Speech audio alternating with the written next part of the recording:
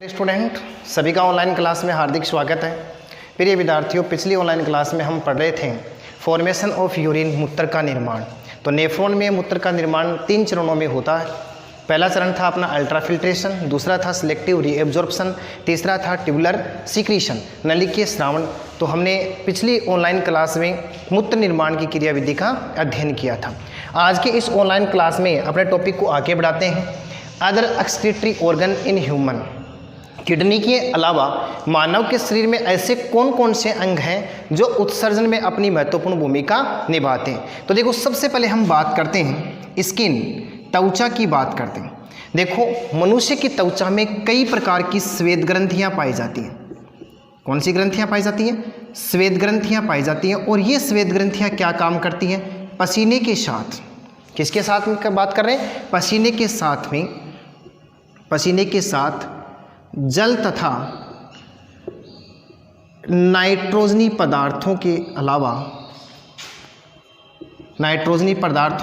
साथ ही साथ कई प्रकार के खनिज लवणों का उत्सर्जन करते हैं। ध्यान देना क्या है, किस प्रकार से किडनी के अलावा शरीर में और अन्य अंग पाए जाते हैं जो उत्सर्जन में अपनी महत्वपूर्ण भूमिका निभाते हैं। तो पहला अपना स्किन है, त्वचा है। देखो, मानव की त्वचा में कई प्रकार की श्वेत ग्रंथियां पाई जाती हैं। ये श्वेत ग्रंथियां पसीने के साथ में जल का, कई प्रकार के नाइट्रोजनी पदार्थों का, साथ ही साथ कई खनिज लवणों का क्या कर देते हैं? निष्कासन करते हैं। तो एक तो कौन सा हो गया? अपना स्किन हो गया। इसके अलावा देखो, बात करते हैं दूसरा ऑर्गन है लीवर। दूसरा ऑर्गन कौन सा है? लीवर। यानी यकृत कोशिका के अंदर, यकृत में किसका निर्माण होता है? देखो, यकृत में किसका निर्माण होता है? यूरिया का निर्माण होता है। और इसका फॉर्मेशन देखो किस प्रकार से होगा। यानी पहले क्या होगा कि इसके अंदर कई प्रकार के एमिनो एसिड होते हैं और ये एमिनो एसिड आगे जाकर के किस में कन्वर्ट हो जाते हैं?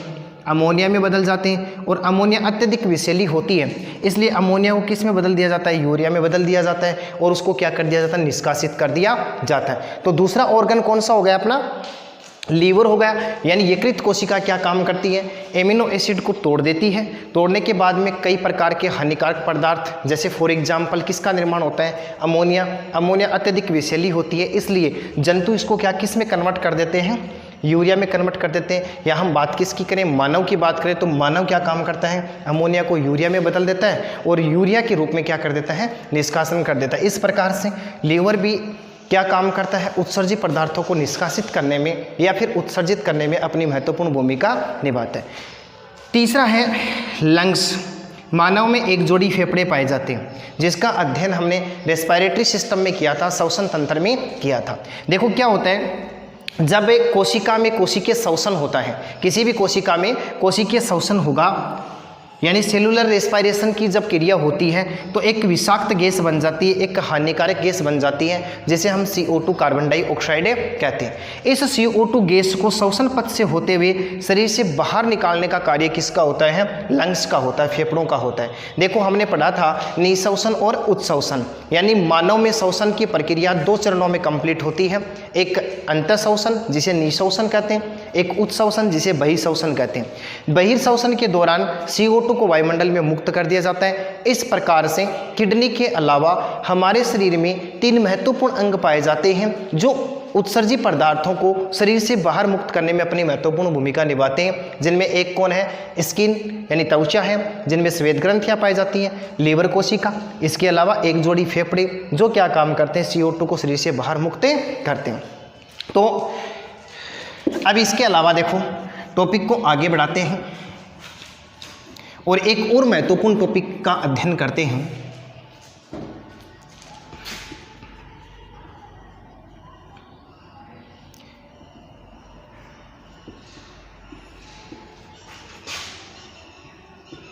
हीमोडायलिसिस,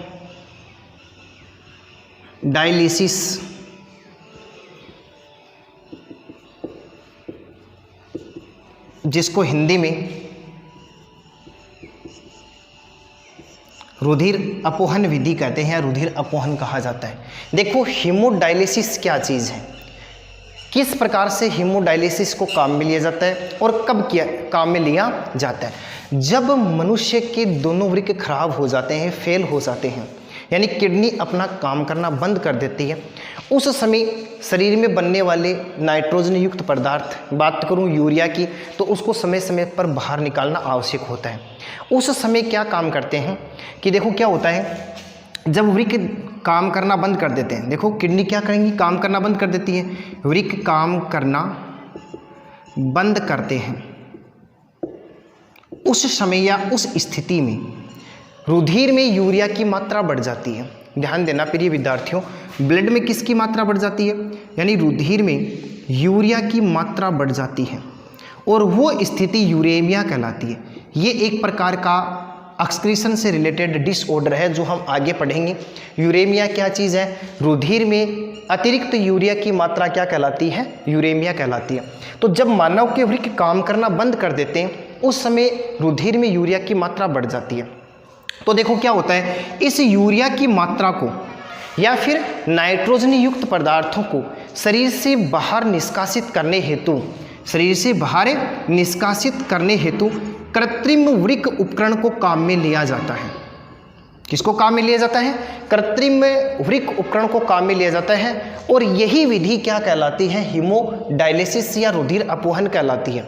परिभाषा की यदि बात की जाए, मानव में वृक्क के काम करना बंद कर दें या फिर वृक्क के खराब होने पर किडनी जब खराब हो जाती है उस स्थिति में रुधिर से यूरिया को अलग करना या शरीर से निष्कासित करने हेतु कृत्रिम वृक्क उपकरण को काम में लिया जाता है। और उसका ये मेथड या उसकी ये क्रिया क्या कहलाती है, हीमोडायलिसिस कहलाती है या फिर क्या कहलाती है, रुधिर अपवहन कहलाती है। अब देखो इसको समझने का प्रयास करते किस प्रकार से रुधिर अपवहन किया जाता है, तो एक आरेखीय निरूपण के माध्यम से समझने का प्रयास करते हैं। इस विधि में क्या होगा,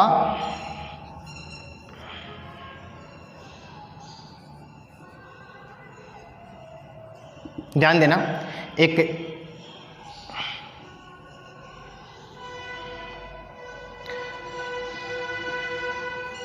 डायग्राम से समझने का प्रयास करते हैं इसको।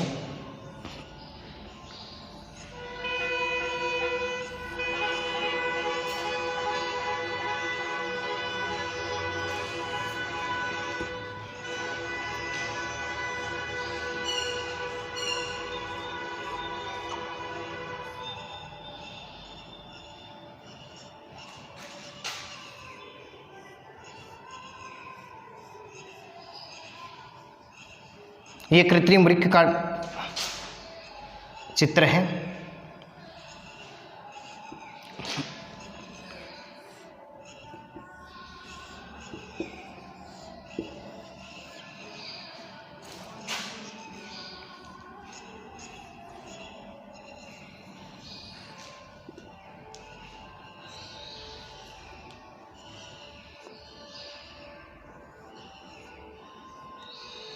ये कुछ पात्र बनाए गए हैं इसमें।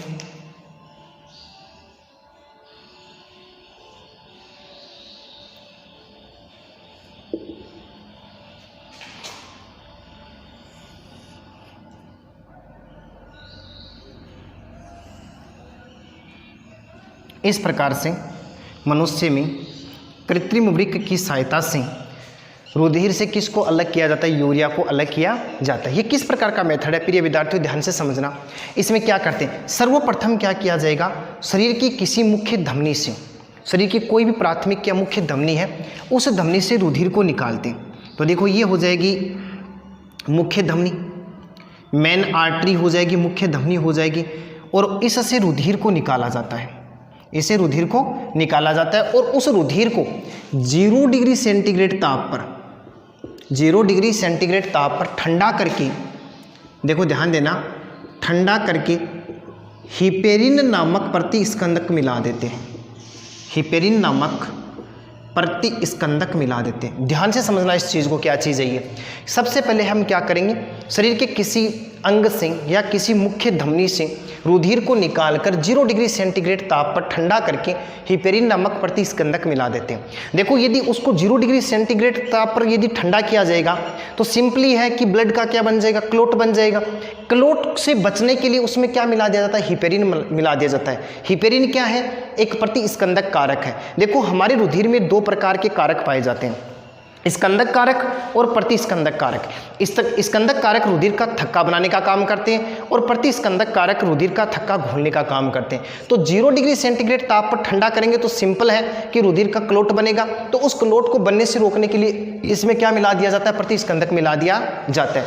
अब इसके बाद में इस मिश्रण को क्या किया जाता है, तो इस मिश्रण को, अब देखो ये क्या है, ध्यान देना, ये जो झिल्लियाँ हैं, यदि इसकी बात की जाए सेलोफेन झिल्ली, या हम बात करें अर्धपारगम्य झिल्ली से आवृत, ध्यान देना कृत्रिम वृक्क क्या चीज होता है, अर्धपारगम्य झिल्ली से आवृत या ढके हुए विभिन्न नलिकाकार संरचनाओं से निर्मित जो किडनी है, जो आर्टिफिशियल किडनी है, कृत्रिम वृक्क जो है वो क्या कहलाता है, देखो ध्यान देना, वही क्या काम करेगा, यहाँ पर हीमोडायलिसिस का काम करेगा। तो देखो कृत्रिम वृक्क की परिभाषा की यदि बात की जाए तो सेलोफेन झिल्ली से आवृत विभिन्न नलिकाकार संरचनाओं से बना हुआ बंद पात्र क्या कहलाता है, क्या कहलाता है, आर्टिफिशियल किडनी कहलाता है। ये वो चित्र दिखाया गया है। अब देखो क्या होगा कि ये जो रुधिर है, वो ये जो मिश्रण है, कौन सा मिश्रण, कि 0 डिग्री सेंटीग्रेड ताप पर ठंडा करेंगे और उसमें हिपेरिन मिला देंगे। जो अब मिश्रण मिल जाएगा उस मिश्रण को किस में छोड़ा जाएगा, इन नलिकाकार संरचनाओं में छोड़ा जाएगा। ये नलिकाकार संरचनाएं जो होती हैं इनमें क्या मिला होता है, ध्यान देना, इसके अंदर हम किसकी बात कर रहे हैं, डायलिसिस की बात कर रहे हैं। तो इन नलिकाओं के अंदर अपोहनी द्रव्य पाया जाता है। क्या भरा रहता है, अपोहनी द्रव्य भरा रहता है। प्रिय विद्यार्थियों ध्यान रहे, ये जो सेलोफेन झिल्ली है, बहुत ही महत्वपूर्ण चीज बता रहा हूं, ये सेलोफेन झिल्ली प्रोटीन के लिए अपारगम्य होती है। प्रोटीन के लिए क्या होती है, अपारगम्य होती है। जबकि किस किस के लिए, तो ध्यान देंगे, यूरिया, यूरिक एसिड, क्रिएटिनिन व अन्य खनिज लवणों के लिए पारगम्य होती है। इसलिए इसमें प्रोटीन का ह्रास नहीं होता है और सिर्फ इसमें क्या होगा कि इन नलिकाओं के अंदर, देखो इन नलिकाओं के मध्य ये जो सेलोफेन ट्यूब है, इन सेलोफेन ट्यूब के मध्य क्या भरा रहता है, अपोहनी द्रव्य भरा रहता है। देखो ये जो टंकी है, ये जो मैंने पात्र दिखाया है, इसके अंदर अपोहनी विलयन पाया जाता है। क्या पाया जाता है, अपोहनी विलयन पाया जाता है, जो इन नलिकाओं के मध्य भरा रहता है। अब देखो इनके मध्य, अब इन नलिकाओं में क्या है, यूरिया युक्त रुधिर है। ध्यान देना, इसमें क्या पाया जाता है, यूरिया युक्त रुधिर पाया जाता है। अब ये सेलोफेन झिल्ली क्या काम करेगी कि उस रुधिर में से यूरिया, यूरिक एसिड, क्रिएटिन पदार्थ को किस में ला करके छोड़ देती है, इस अपोहनी द्रव्य में ला करके छोड़ देती है। तो देखो अब क्या हुआ, इस प्रकार हम कह सकते हैं कि ये सेलोफेन झिल्ली से घिरी हुई जो नलिकाएं होती हैं, ये रुधिर से यूरिया को अलग कर देती है और यह विधि ही क्या कहलाती है, अपोहनी विधि कहलाती है। फिर देखो क्या होगा, अपोहन की क्रिया होने के बाद, या यूं समझो इन नलिकाओं से यूरिया रक्त से अलग होने के बाद ये जो अपोहनी द्रव्य, इसमें क्या होगा, फिर अब इसमें जो रुधिर आ गया, ध्यान देना, अब इसमें से क्या होगा कि ये जो नलिका है, इसका पथ देखो किस प्रकार का बनाया मैंने, ये किस प्रकार का पथ है, ये होगा अपोहन के बाद का विलयन। मैंने आपको इस आरेखीय निरूपण के माध्यम से समझाने का प्रयास किया कि रियली हीमोडायलिसिस क्या चीज़ है। तो ये शरीर के किसी अंग से मुख्य धमनी निकाली और उस मुख्य धमनी से मैंने किसको प्राप्त किया, रुधिर को प्राप्त किया। उस रुधिर को 0 डिग्री सेंटीग्रेड ताप पर ठंडा करके हिपेरिन मिलाया। इसके बाद में इस मिश्रण को सेलोफेन नलिकाओं के मध्य स्थित अपोहनी द्रव्य में डाल दिया जाता है। फिर इसके बाद में क्या होगा कि ये नलिकाएं किसके लिए, देखो ये जो सेलोफेन झिल्ली है ये प्रोटीन के लिए अपारगम्य होती है, जबकि यूरिया, यूरिक एसिड, क्रिएटिन के लिए पारगम्य होती है। तो इन नलिकाओं से, ध्यान देना, इन नलिकाओं में से बहते रुधिर में से जो यूरिया युक्त पदार्थ है या तरल जो है वो छन करके किसी में आ जाता है, अपोहनी द्रव्य में आ जाता है। इसके बाद में ये अपोहनी द्रव्य किस में चला जाता है, एक अन्य पात्र में एकत्रित कर लिया जाता है। देखो यहाँ पर लिखा अपोहन के बाद का विलयन, इसका मतलब इसमें यूरिया या फिर अन्य नाइट्रोजन युक्त पदार्थ का घोल है। अब ये प्रक्रिया पूर्ण होने के बाद में, ध्यान देना, ये प्रक्रिया पूर्ण होने के बाद में अब जो ये तरल है इसको शरीर के तापमान के बराबर, मतलब 37 डिग्री सेल्सियस पर गर्म करके, ध्यान देना, 37 डिग्री सेल्सियस पर गर्म करके एंटी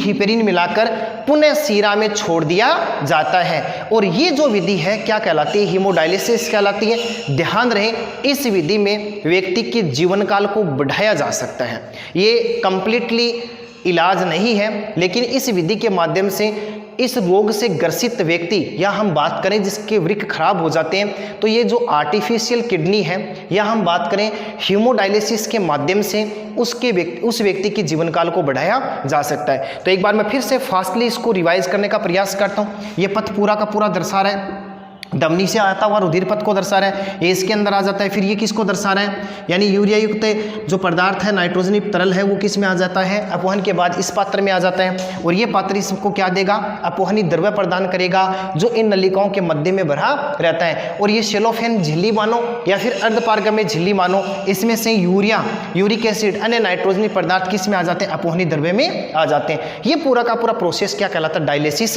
कहलाता है। तो ये था अपना मानव में haemodialysis.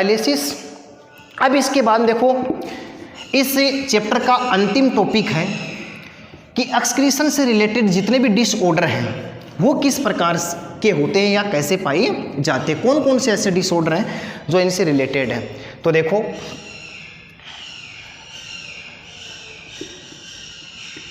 Disorders related to excretion, उत्सर्जन से संबंधित कई प्रकार के रोग। देखो लिखते हैं, जैसे हम बात करें एन्यूरिया। एन्यूरिया एक प्रकार का डिसऑर्डर है। इस डिसऑर्डर में देखो नाम से स्पष्ट हो रहा, एयूरिया। एयूरिया का मतलब देखो क्या होगा कि मूत्र का निर्माण नहीं होना, मूत्र का निर्माण नहीं होने की स्थिति, नहीं होने की स्थिति क्या कहलाती है, एन्यूरिया कहलाती है। एकदम सिंपली डिसऑर्डर है, जब दोनों किडनी फेल हो जाती है उस समय मानव में मूत्र का निर्माण नहीं होता, उस स्थिति को क्या कहा जाता है, एन्यूरिया कहा जाता है। तो पहला अपना डिसऑर्डर क्या हो गया, एन्यूरिया हो गया। अब देखो नंबर 2 की बात करें, यूरेमिया। ये भी किडनी फेल के समय की बात है, जब दोनों वृक्क काम करना बंद कर देते हैं उस समय हमारे रक्त में यूरिया की मात्रा बढ़ जाती है, और बढ़ी हुई अतिरिक्त यूरिया की मात्रा क्या कहलाती है, यूरेमिया कहलाती है। ध्यान रहे, यदि इसकी मात्रा 10 से 30, ध्यान देना, 10 से 30 मिलीग्राम प्रति 100 ml से अधिक हो जाए, यदि रुधिर में यूरिया की मात्रा 10 से 30 मिलीग्राम प्रति 100 ml से अधिक हो जाए तो उस स्थिति को मनुष्य में क्या कहा जाता है, यूरेमिया कहा जाता है। तो अपना दूसरा डिसऑर्डर किस प्रकार का हो गया, यूरेमिया हो गया। ध्यान देना, नंबर 3 पर बात करें, गाउट। एक डिसऑर्डर होता है गाउट। देखो गाउट क्या है, रुधिर में यूरिक अम्ल की मात्रा बढ़ जाना। देखो रुधिर में यूरिक अम्ल की मात्रा बढ़ना क्या कहलाता है, गाउट रोग कहलाता है। अब ये यूरिक अम्ल कहाँ जाएगा, तो ध्यान रहे, जोड़ों तथा वृक्क ऊतकों में जमा हो जाता है, वृक्क ऊतकों में जमा हो जाता है, जिससे कई प्रकार की व्याधियाँ उत्पन्न होती हैं। और ये डिसऑर्डर कैसे उत्पन्न होता है, निर्जलीकरण के द्वारा या उपवास के समय इस प्रकार का डिसऑर्डर उत्पन्न होता है। और गाउट जो है एक जेनेटिक डिसऑर्डर है, ये सबसे महत्वपूर्ण चीज़ है। गाउट क्या है, एक जेनेटिक डिसऑर्डर माना जाता है, आनुवांशिक रोग माना जाता है। देखो गाउट क्या है, रुधिर में यूरिक अम्ल की मात्रा बढ़ना क्या कहलाता है, गाउट कहलाता है। जोड़ों तथा वृक्क के ऊतकों में जमा हो जाता है, निर्जलीकरण तथा उपवास के समय इस प्रकार की व्याधि उत्पन्न होती है और ये एक जेनेटिक डिसऑर्डर माना जाता है। अब नंबर 4 की बात की जाए, ध्यान देना क्या है, वृक्क या फिर हम बात करें रीनल स्टोन्स, वृक्क पथरी कैसे बनती है, तो ध्यान देंगे रीनल पेल्विस की बात की जाए।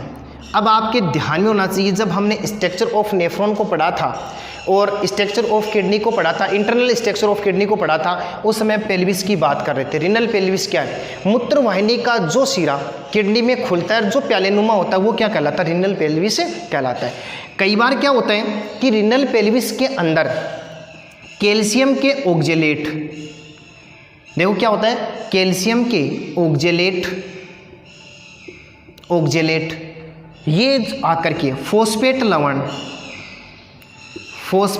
लवण कैल्शियम ऑक्जेलेट आकर के जमा हो जाते हैं, जिससे एक पत्थरनुमा संरचना बन जाती है, जिसे क्या कहा जाता है, रेनल स्टोन कहा जाता है। तो एक डिसऑर्डर कौन सा होगा जो किस में होगा, किडनी की भीतरी संरचना की यदि बात करें, कैलिक्स है, मेजर कैलिक्स, माइनर कैलिक्स, या फिर रेनल पेल्विस में कैल्शियम के ऑक्जेलेट, या फिर किसकी बात करें, फॉस्फेट लवण की बात करें, ये आकर के क्या हो जाते हैं, इसके अंदर जमा हो जाते हैं। और यूरिक अम्ल के क्रिस्टल, ये सब आकर के इसके अंदर जमा हो जाते हैं, यानी क्रिस्टल ऑफ यूरिक एसिड ये आकर के इसके अंदर जमा हो जाते हैं और एक पत्थर जैसी संरचना बना लेते हैं, जिसे क्या कहा जाता है, रेनल स्टोन कहा जाता है। फिर देखो आगे बात करते हैं, एक और महत्वपूर्ण डिसऑर्डर है ब्राइट या फिर नेफ्रिटिस डिसऑर्डर।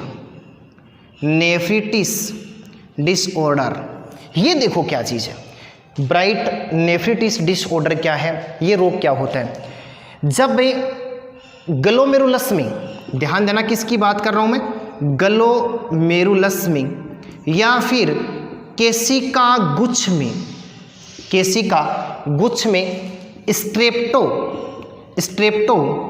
कोकाई का संक्रमण हो जाए। स्ट्रेप्टोकोकाई एक जीवाणु है, जब इसका संक्रमण किस में हो जाए, केशिका गुच्छ में हो जाए, तो केशिका गुच्छ की उपकला में सूजन आ जाती है। क्या आ जाती है, सूजन आ जाती है, जिसके कारण से केशिका गुच्छ की झिल्ली अत्यधिक पारगम्य हो जाती है। क्या हो जाती है, अत्यधिक पारगम्य हो जाती है, और इस रोग को ही क्या कहा जाता है, ब्राइट नेफ्रिटिस डिसऑर्डर कहा जाता है। कहने का मतलब क्या होगा कि उसके अंदर से छन करके कौन आ जाएगा, यानी आरबीसी उसके अंदर से निकलना शुरू हो जाती हैं, रक्त कणिकाएं उसमें शामिल हो जाती है, या हम कह सकते हैं निस्यंदन में।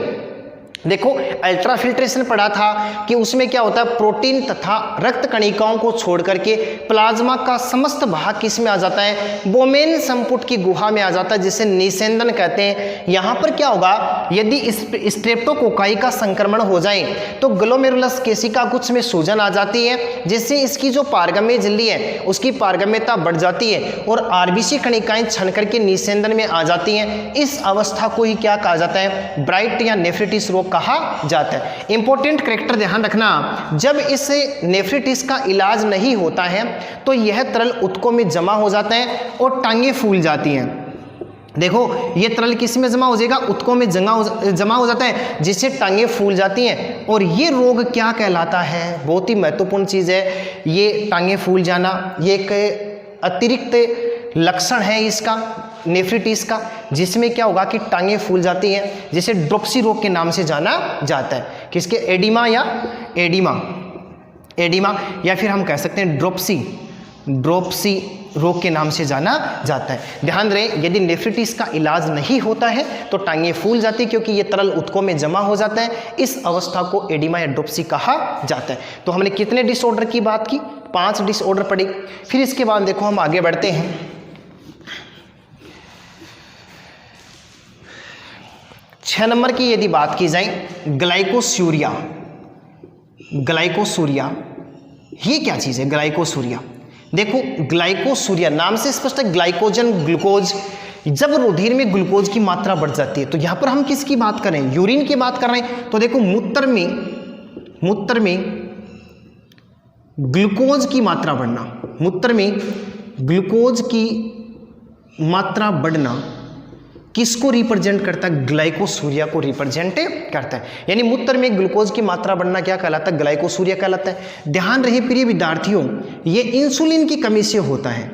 किसकी कमी से होता है, इंसुलिन की कमी से होने वाला डिसऑर्डर है। देखो अग्नाशय ग्रंथि क्या काम करती है, 2 प्रकार के हार्मोन सीक्रेट करती है। आपको यदि ध्यान हो, इंसुलिन और ग्लूकागोन। अग्नाशय में 3 प्रकार की कोशिकाएं पाई जाती है, अल्फा कोशिका, बीटा कोशिका, गामा कोशिका। अल्फा कोशिका किसका सीक्रेशन करती है, ग्लूकागोन का सीक्रेशन करती है, जो रुधिर में ग्लूकोज की मात्रा को बढ़ाता है। बीटा कोशिका इंसुलिन को सीक्रेट करती है, जो ग्लूकोज की मात्रा को कम करता है। यदि इंसुलिन की कमी हो जाए तो सिंपल है कि ग्लूकोज की मात्रा बढ़ेगी, और ग्लूकोज की मात्रा का बढ़ना किसमें, मूत्र में ग्लूकोज की मात्रा का बढ़ना क्या कहलाता है, ग्लाइकोसूरिया कहलाता है। इसे ध्यान देना, इसे डायबिटीज मेलिटस भी कहते हैं। क्या कहा जाता है इसे? डायबिटीज मेलिटस भी कहा जाता है। यानी इंसुलिन की कमी से मूत्र में किसकी मात्रा बढ़ जाती है? ग्लूकोज की मात्रा बढ़ जाती है और ये डिसऑर्डर क्या कहलाता है? डायबिटीज मेलिटस कहलाता है या फिर ग्लाइकोस्यूरिया कहलाता है। 7 नंबर देखो, 7 नंबर है डिसयूरिया। 7 नंबर डिसऑर्डर है डिसयूरिया। डिस का मतलब क्या है? पेन है, पेन है, दर्द है। तो देखो क्या होगा, मूत्र त्याग के समय, मूत्र त्याग के समय दर्द की अवस्था डिसयूरिया कहलाती है। यानी कई बार क्या होता है कि मूत्र नलिका में सूजन आ जाने से अत्यधिक दर्द का अनुभव होता है और वो अवस्था क्या कहलाती है? डिसयूरिया कहलाती है। 7 नंबर अपना क्या हो गया? डिसयूरिया। फिर देखो हम बात करते हैं पॉलीयूरिया। पॉलीयूरिया, अब पॉली का मतलब बहुत सारा, तो देखो क्या होगा, मूत्र की अतिरिक्त मात्रा, मूत्र की अतिरिक्त मात्रा यानी आवश्यकता से अधिक मूत्र का उत्सर्जन या निष्कासन, मूत्र की अतिरिक्त मात्रा क्या कहलाती है? पॉलीयूरिया कहलाती है। या मूत्र में अत्यधिक यूरिया की मात्रा क्या कहलाती है? पॉलीयूरिया कहलाती है।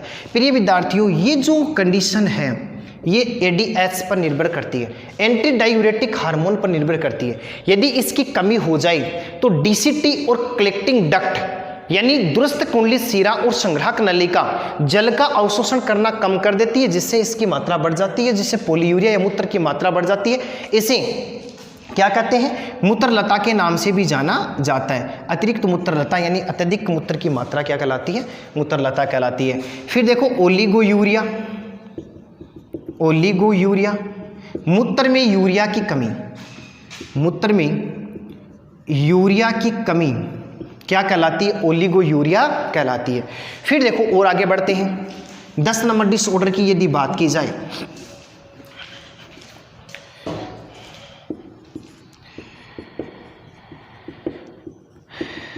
प्रोटीनोयूरिया।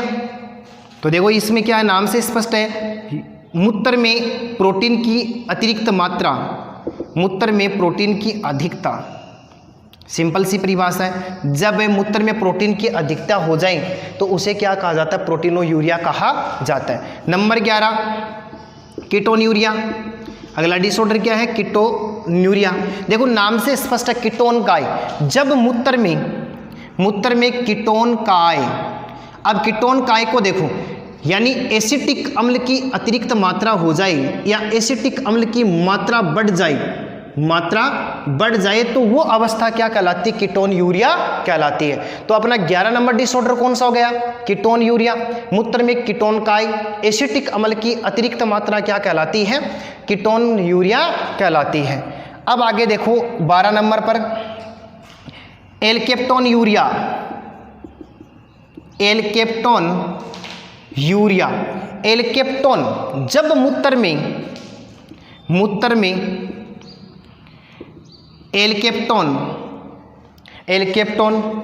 या हीमोजेंटोसिक अम्ल, ध्यान देना बहुत महत्वपूर्ण चीज है, जब मूत्र में एल्केप्टोन या हीमोजेंटोसिक अम्ल की मात्रा बढ़